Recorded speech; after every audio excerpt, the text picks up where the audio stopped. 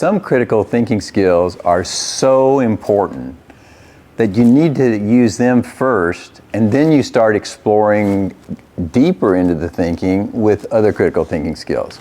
So let's talk today about one of those critical thinking skills that you should use every time you hear somebody make a claim, or they formed a belief and they want you to have the same belief. You listen to why they want you to have that feeling that they have been right, and use this critical thinking skill. Who controls the definitions controls the reasoning.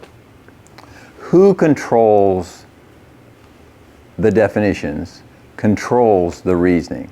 Now, what do I mean about that? When a person says, "I hope we have peace in the Ukraine," and another person says, "I hope that we Russians can figure out some way to have peace."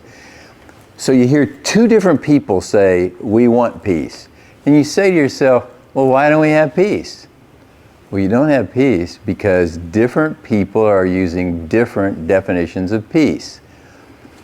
Each person means you surrender, go home, stop killing us, say you were wrong. That's peace. And the other one says, you people are aggressors. You must apologize and pledge that you won't have armaments in the future because of your behavior. Do that and we'll have peace. As you can see, what they both mean is, sure, we'll have peace as soon as we win, but on the way to winning, on the way to that peace, we're just going to kill one another and maim and rape, but we want peace. If you ask the person who said they like peace, what would your peace look like? And you required them to specify what would have to happen. For example, you have nuclear weapons capacity. We do not. To have peace, I would like you to restrict your nuclear weapons by 1/2. If you would do that as a matter of good faith, we would be willing to go to a peace agreement, sign it, and live happily with you in the future. That's what we're calling peace. And the other side says, well, I'm not really sure we want to do that, but if you would show us how to use those anti-tank weapons that have destroyed our fleet, and if you would share with us the technology for how the incredible efficiency of those tanks works, if you would do that, then we'd have peace. That's what I mean by peace. Once you get people to specify the definition, you realize what it is you disagree about.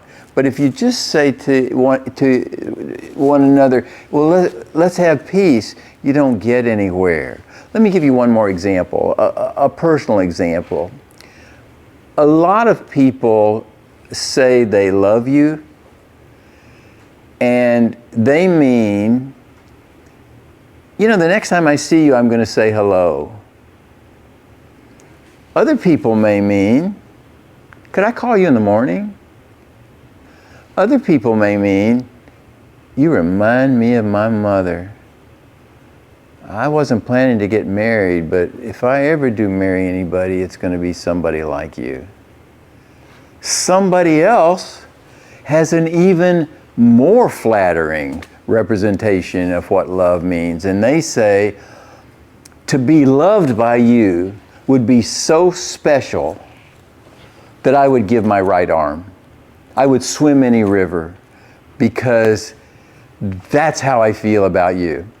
None of those people is doing anything wrong, but they're not going to be able to please each other. They're not going to be able to agree until they get common definitions. or at least specify that they recognize what the other person means so that they're not brokenhearted or they're not disappointed. All of us have heard people say, I can't understand why he or she didn't call me back. The reason is they didn't ask that premier critical thinking skill, what definitions are we using?